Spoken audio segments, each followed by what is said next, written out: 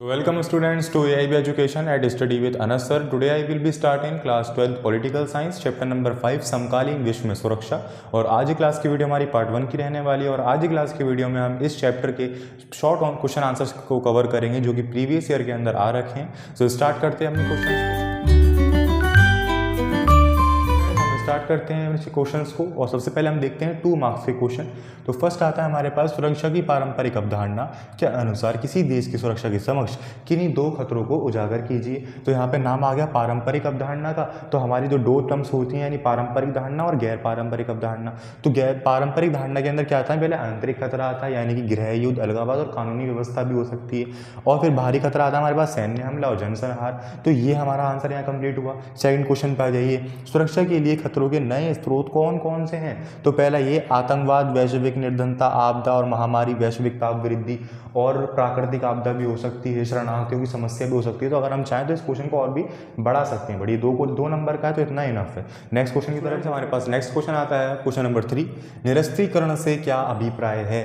तो देखिए निरस्त्रीकरण का साधारण सा अर्थ है विध्वंसी सकारी, शत्रु को ना बनाना, उन्हें कम करना और साथ ही उन पर नियंत्रण करना, इसी को ही निरस्त्रीकरण बोला जाता है या फिर विध्वंसकारी बोला जाता है। फोर्थ क्वेश्चन, पारंपरिक सुरक्षा के किन्हीं 2 तरीकों का वर्णन कीजिए। हमने 3 लिख दिए। फर्स्ट आता है विश्वास की बहाली करना, एक दूसरे पर विश्वास करना, अस्त्र नियंत्रण करना यानी कि जो हमारे पास अस्त्र है उन पर नियंत्रण करना या रोक लगा देना, फिर निरस्त्रीकरण करना यानी कि इसकी सहायता लेना, यानी जितनी हमारी विध्वंसकारी चीज़ें हैं, जितने भी हमारे अस्त्र हैं, बम वगैरह हैं, उन पर नियंत्रण करना, उनको कम करना, उन पर रोक लगाना। अब आता है क्वेश्चन नंबर 5, अपरोध शब्द से आप क्या समझते हैं। तो जब कोई देश सुरक्षा नीति के द्वारा या सुरक्षा नीति के अंतर्गत युद्ध की आशंका को कम करने का या रोकने का प्रयास करता है तो उसको अपरोध कहा जाता है। ये सारे इंपॉर्टेंट क्वेश्चंस हैं, भले ही छोटे हैं मगर ये आ सकते हैं आपके एग्जाम के अंदर। नेक्स्ट क्वेश्चंस की तरफ मूव करो स्टूडेंट्स। हमारे पास क्वेश्चन नंबर 6 आता है कि अप्रवासी और शरणार्थियों में अंतर स्पष्ट कीजिए। देखिए अप्रवासी ऐसे लोग होते हैं, ऐसे लोगों को कहा जाता है जो अपनी इच्छा से अपना देश छोड़कर किसी अन्य देश में रहने पर मजबूर हों, उनको अप्रवासी बोला जाता है। शरणार्थी वो होते हैं जो कि किसी कंडीशन की वजह से, जो कि सिचुएशन की वजह से अपना देश छोड़कर किसी अन्य देश के अंदर रहने लगे हों।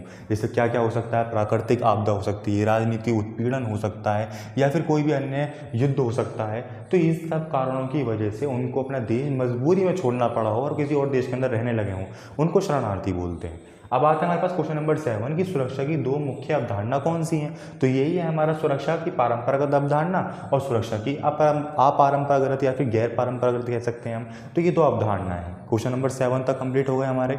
अब क्वेश्चन नंबर 8 की तरफ हमारे पास क्वेश्चन नंबर 8 आता है कि मानवीय सुरक्षा से आपका क्या अभिप्राय है। तो देखिए समाज में सुरक्षित जीवन यापन करना ही मानवीय सुरक्षा कहलाता है। और वर्तमान समय में मनुष्य को जीवन में विभिन्न खतरों से, मनुष्य का जीवन जो है विभिन्न खतरों से भरा हुआ है, तो इन्हीं खतरों से सुरक्षा मानवीय सुरक्षा कहलाता है।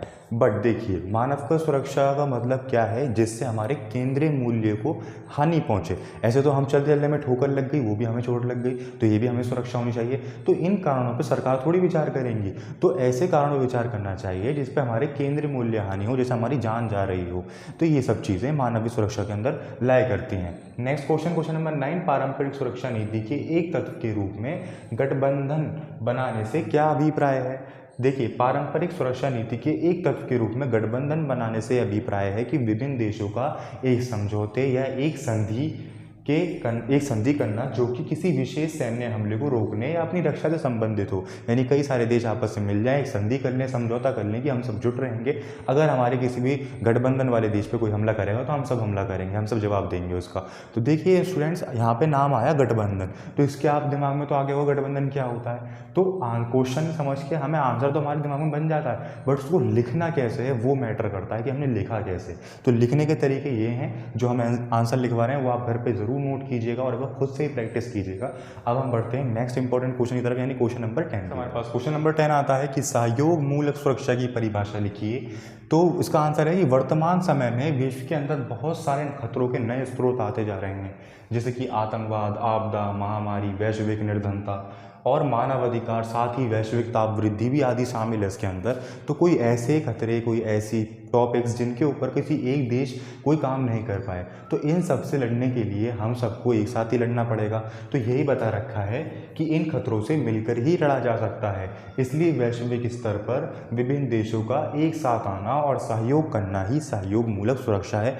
और इसका सबसे बड़ा एग्जाम्पल है कोविड-19 या फिर कोरोना वायरस। ये तो एक देश से शुरू हुआ था, चाइना से। इसीलिए सभी ने मिलकर इसकी दवाई निकाली, इसको ख़त्म किया, किसी एक अकेले देश ने नहीं किया। तो ऐसे टॉपिक्स जिसके ऊपर सभी का आना ज़रूरी होता है, इसको सहयोग मूलक सुरक्षा। आज की क्लास के लिए इतना ही। आज की क्लास की वीडियो में हमने जो शॉर्ट क्वेश्चन आंसर्स थे, जो कि 2 नंबर के हो सकते हैं, 3 नंबर के हो सकते हैं, वो सभी हमने कवर कर लिए हैं। आई होप आपकी ये सभी चीज़ें क्लियर हुई होंगी।